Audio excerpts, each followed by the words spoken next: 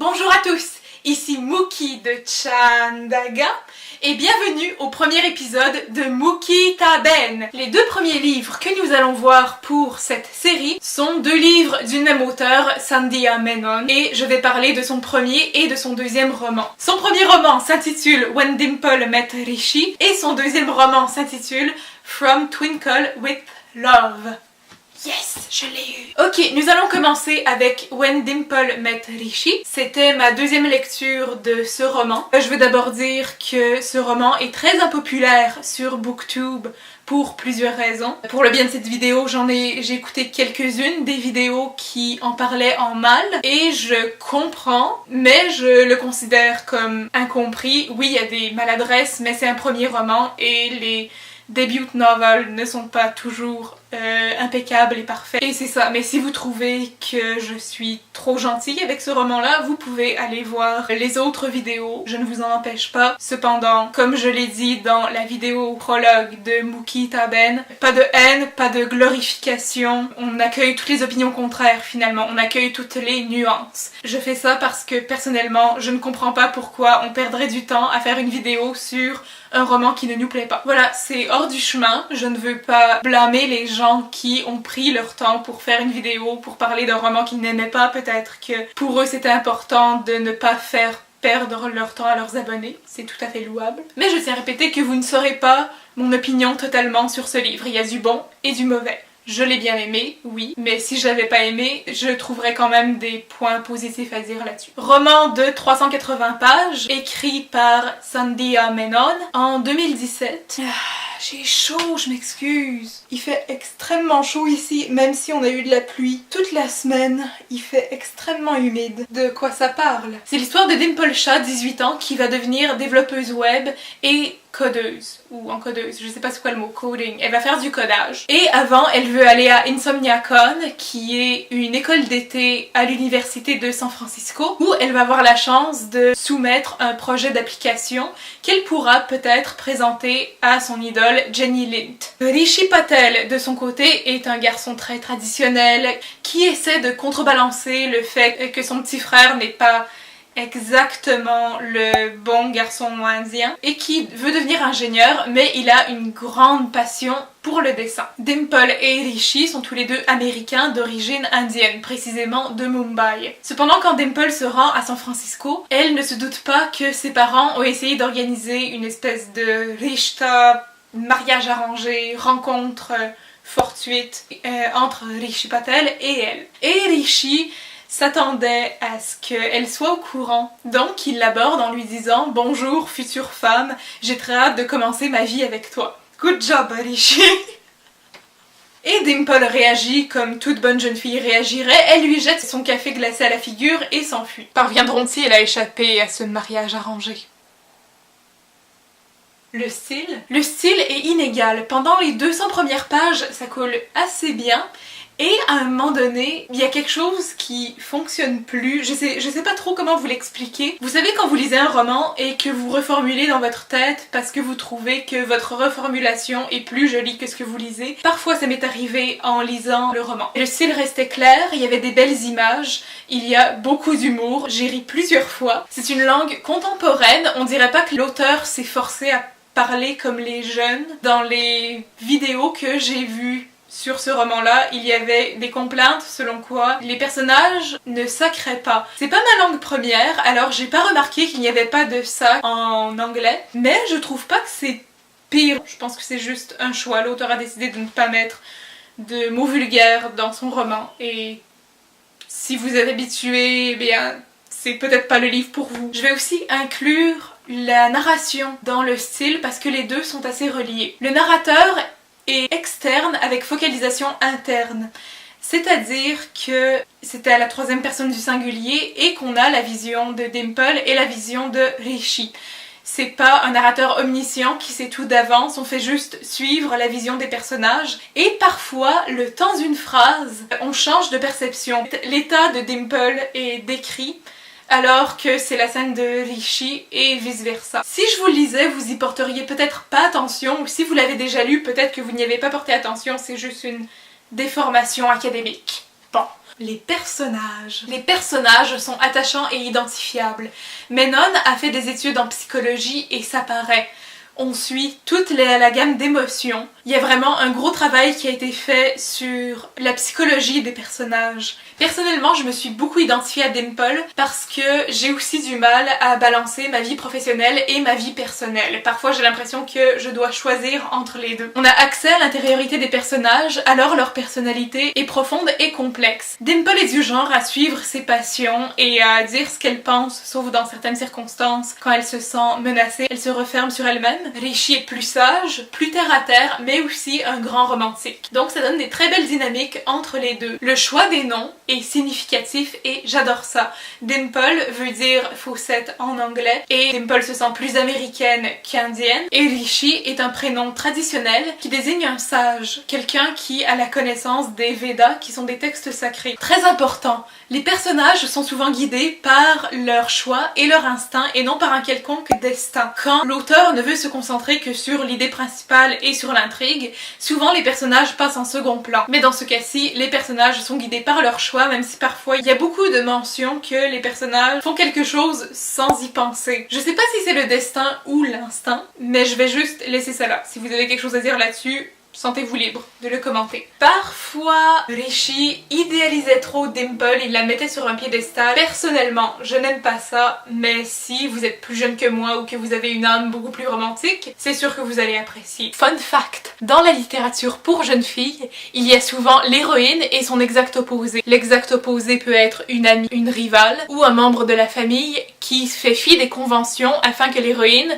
soit démontrée comme un exemple. Ces cas-là étaient très présents dans les débuts de la littérature jeunesse et ils le sont encore aujourd'hui dans la littérature québécoise et dans la littérature pour filles en général. Célia est l'exemple parfait de jeune fille qui fait fi des conventions. Elle est complètement l'opposé de Dimple, ce qui rend leur amitié plus dynamique. Elles ont deux opinions différentes et elles respectent les opinions l'une de l'autre, mais puisque Célia est moins développée que Dimple et Rishi, on ne comprend pas vraiment pourquoi elle préfère se tenir avec les grands méchants qui sont les Aber Zombies. Et c'est la même chose pour Ashish. On sait seulement qu'il a une relation conflictuelle avec Rishi parce qu'il est très souvent critiqué par son grand frère et que c'est un sportif et il est aussi un très bon coach. Puisque c'est des personnages secondaires, bien sûr on s'en fait moins pour eux que pour les héros, mais c'est quand même important que les héros ne soient pas entourés de personnages de carton.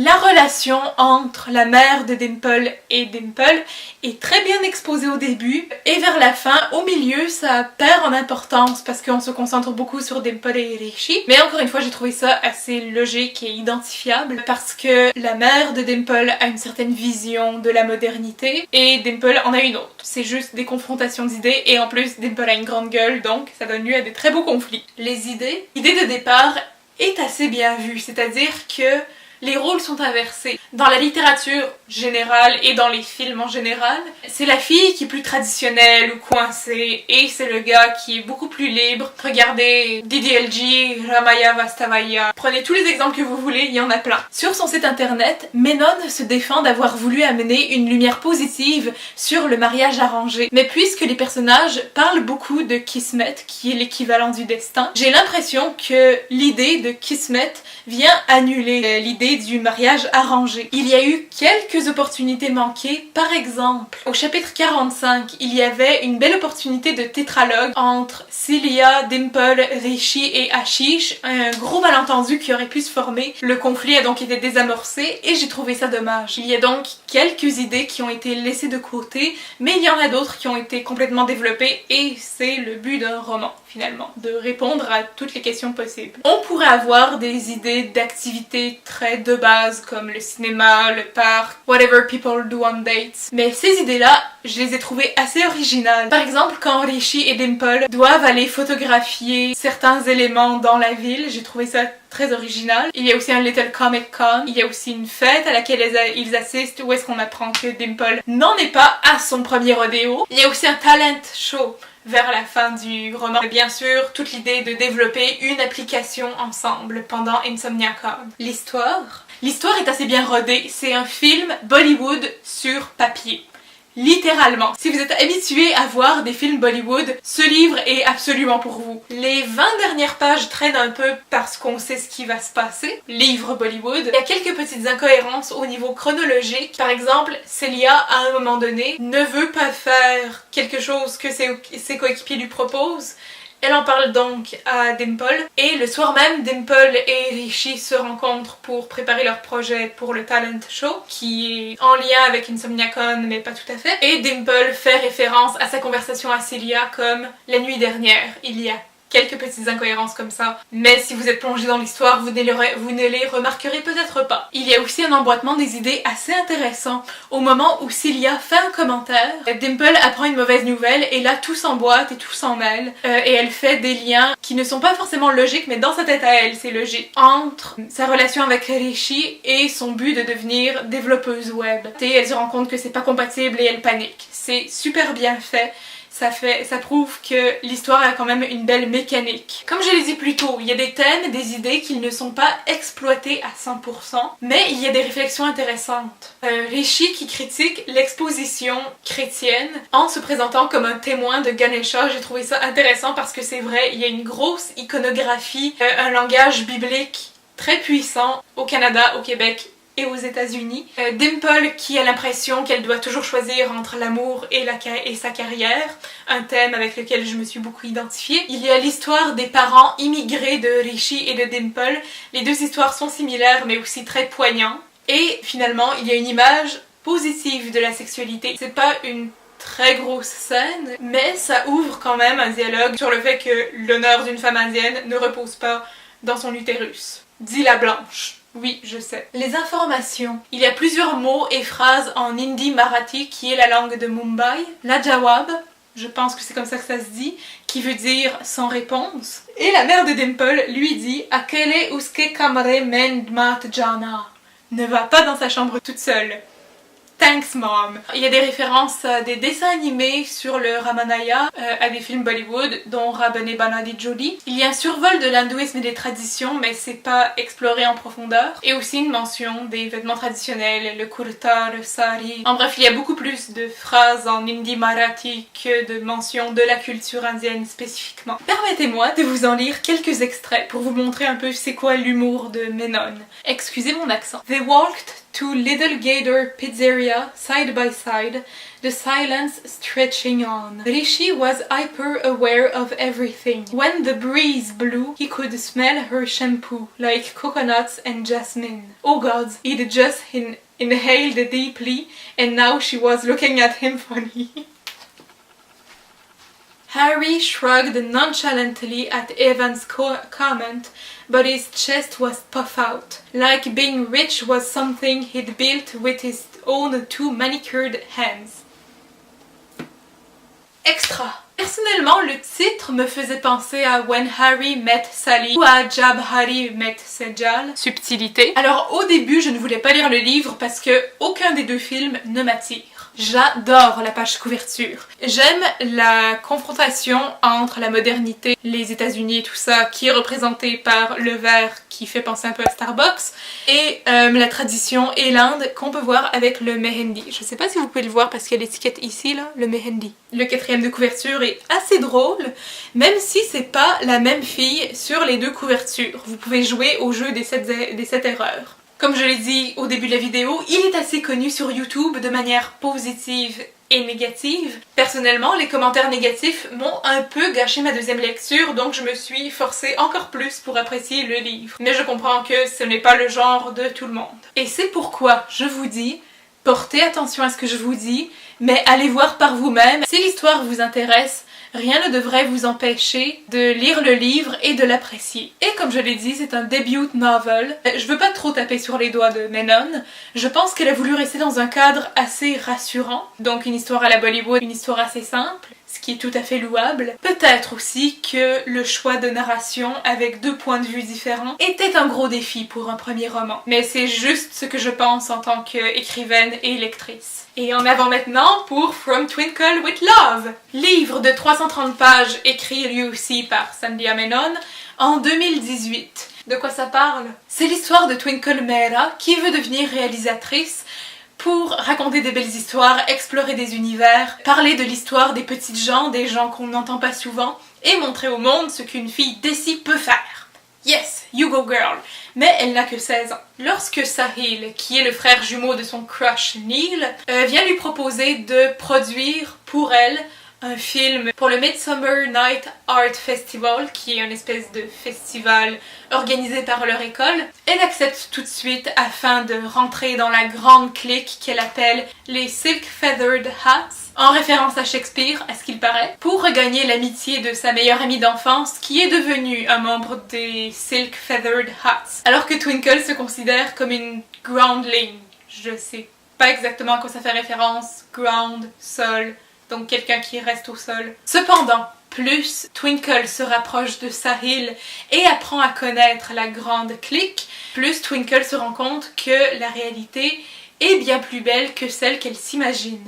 Le style. J'adore le style parce que Menon, cette fois, est sorti du cadre traditionnel pour nous présenter un journal, le journal de Twinkle, et Twinkle adresse des lettres à chacune de ses réalisatrices préférées à chaque fois qu'elle écrit dans son journal. Elle écrit notamment à Mira Nair, Sofia Coppola, Nora Ephron, Ava DuVernay, Jane Campion, Haifa Al-Mansour, Catherine Bigelow, je suis désolée si je massacre des noms, hein. Claire Dennis, Valerie Faris, et en plus elle finit avec une lettre à elle-même, sa future elle-même, et j'ai trouvé ça absolument adorable. Il y a aussi une inclusion d'emails et de textos. Les textos sont principalement de Sahil à ses deux autres amis, Aaron et Skid, et donc il n'y a pas vraiment de narrateur externe. Ce roman ne concerne que la technologie, et c'est pas la première fois que je le vois, mais c'est la première fois que je l'apprécie. Et il y a même un code binaire à la page 29, si jamais vous pensiez qu'il ne parlait pas assez de codage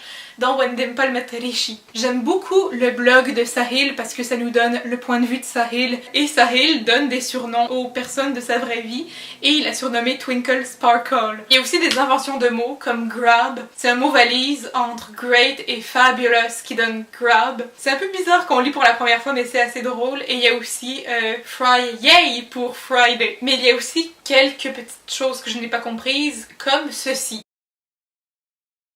Mention au discours rapporté direct. Dans un pacte de lecture, le lecteur va prendre pour acquis que le personnage a retenu toutes les informations qui se sont dites dans sa journée. Dans le cas d'un journal, parfois les auteurs vont choisir de mettre le nom, 2 points, et la citation du personnage qui a parlé, au lieu de faire 2 points, ouvrez les guillemets, a dit X personne. Et Sandhya Menon a choisi la deuxième option, ce que j'ai trouvé bizarre, parce qu'elle aurait pu en profiter justement pour faire comme si c'était un script. Les personnages.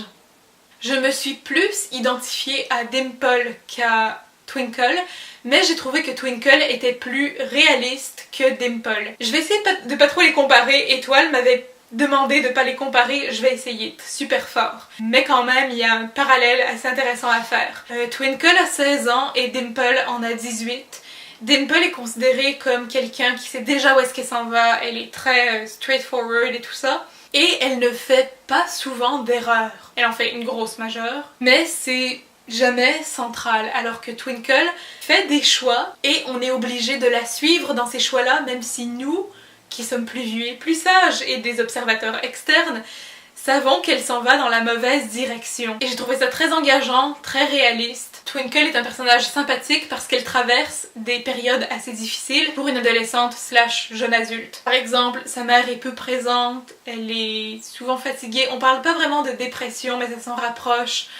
Ses parents sont absents en fait, les deux.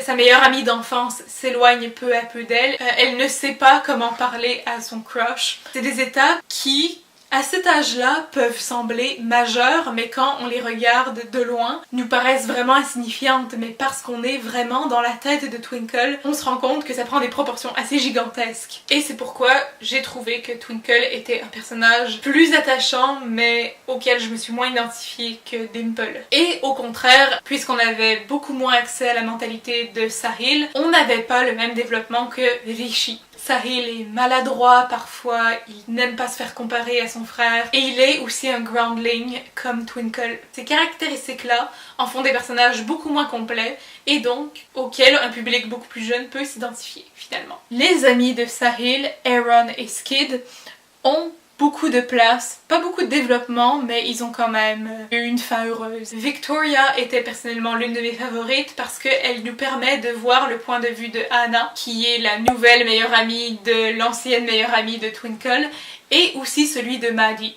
Au fond, Melon a fait en sorte que personne n'était vraiment méchant, c'était juste des malentendus, de la jalousie, des insécurités, ce qui était assez ingénieux et assez humain. Comme je l'ai dit plus tôt, l'important c'est que les personnages soient conduits par leurs émotions, leurs pensées, leurs choix, pas par le destin. La relation entre Maddie et Twinkle est super intéressante parce que elles travaillent sur le même projet, donc elles essaient de rester professionnelles, mais en même temps, elles se crêpent le chignon parfois, c'est horrible. Et en même temps, elles ne peuvent pas effacer toute leur histoire d'amitié. Donc ce thème-là, pour moi, a été bien exploité. L'histoire de la mère et de la grand-mère maternelle de Twinkle est extrêmement triste, mais j'ai beaucoup aimé aussi le côté surnaturel de sa grand-mère paternelle, Daddy. L'idée de départ est intéressante, qu'il fasse un gender swap de Dracula m'a semblé...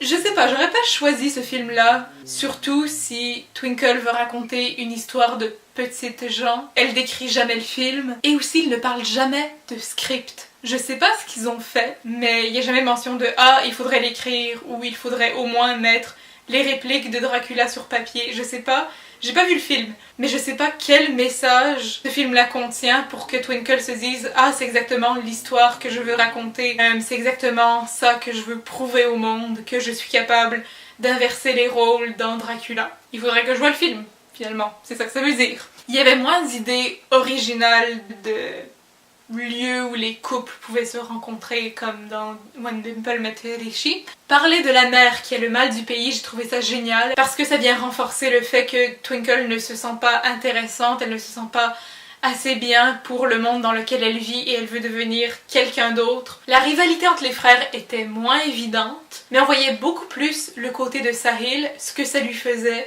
ce qu'il était prêt à faire pour sortir de l'ombre de son frère. En fait, les thèmes se répètent, mais les dynamiques entre les personnages ne sont pas les mêmes, donc ça en fait deux histoires opposées et intéressantes. Il y a aussi l'histoire de l'admirateur secret dont je vous ai pas parlé. Twinkle a un admirateur secret. J'ai pas embarqué tout de suite parce que Twinkle accepte tout de suite qu'elle a un admirateur secret. Moi, parce que je suis paranoïaque, j'aurais d'abord un peu paniqué de savoir qu'il y a quelqu'un qui a mon adresse courriel et qui est capable de me joindre et je sais pas c'est qui. J'aurais détesté avoir le sentiment que je me sens observée. Mais après, le mystère a continué à s'épaissir et ça a été super bien géré. Et j'ai deviné un petit peu avant que l'identité de l'admirateur secret soit révélée. Il se fait appeler N. C'est peut-être moi aussi qui suis nulle en enquête policière, mais à un moment donné, je pensais que c'était Anna parce que un H en russe c'est un N. Donc je me disais peut-être qu'elle est d'origine russe et qu'elle a juste utilisé la fausse lettre de la première lettre de son nom. Ça marche, je vous le jure. L'histoire? La fin était un peu trop happily ever after pour moi. L'hexagone amoureux était super bollywoodien. Aucun doute là-dessus. Que Twinkle se convainque qu'elle fait le bon choix alors que c'est sûr que ça l'amène à sa perte pimente beaucoup l'intrigue. C'est comme quand vous regardez votre ami faire une gaffe et vous ne voulez pas que votre ami se blesse mais en même temps vous voulez absolument savoir qu'est-ce qui va se passer. Et j'ai aimé que la motivation de Twinkle reste intacte tout au long. Les informations, il y a beaucoup moins d'informations que dans When Dimple Met Rishi. Il y a une référence à Chandal, je pense, à la page 12, quand Dimple dit qu'elle sera Anil, ce qu'Aliabat est à Shahid Kapoor. Elle ne nomme pas le film, mais je pense que c'est Chandal. Si c'est Udta Punjab, ce film, si c'est ce film-là, la fin serait complètement différente. En plus, sa mère révèle l'origine de son prénom en faisant référence à Twinkle Khanna. Et la mère de Twinkle Khanna s'appelle Dimple. Est-ce que c'est une coïncidence? Je ne sais pas. Il y a des mots comme Atma, Sambad, quelques phrases en hindi, marathi, pas beaucoup. Ah, vers la fin, il y a de la référence à de la bouffe, des idlis. C'est beaucoup plus américain dans la forme, mais il y a quand même un message à faire passer dans le fait qu'il y a une très faible représentation des femmes de couleur dans la culture, dans la littérature et dans les films. Ça ne vous informe pas assez sur la culture indienne, ça va quand même vous informer sur l'état de la culture en général. Extra! J'adore la page couverture encore plus que When Dimple Met Rishi parce qu'elle est bleue et rose, toute girly. J'aime le fait que les deux histoires commencent avec du café. Dans le premier chapitre, Twinkle mentionne qu'elle ne peut même pas se permettre un petit café mocha. Et vous connaissez déjà cette histoire-là.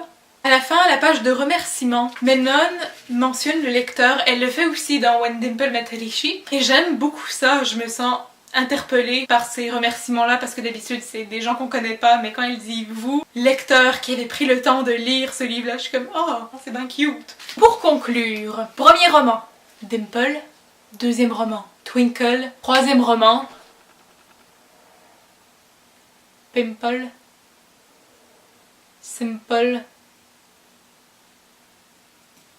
Merci d'avoir assisté à ce premier épisode de Mukita Ben. Si vous avez apprécié ce premier épisode, n'hésitez pas à liker, commenter et partager cette vidéo. Si vous avez un avis à donner sur ces romans, si vous voulez savoir où vous les procurer, n'hésitez pas à commenter juste en dessous ou à m'écrire à chandagabollywood@gmail.com. Je vous rappelle, pas de hate comment et une opinion nuancée au possible si vous avez déjà lu le roman et si vous voulez donner votre opinion. Sur ce, c'était Mookie de Chandaga et à très bientôt.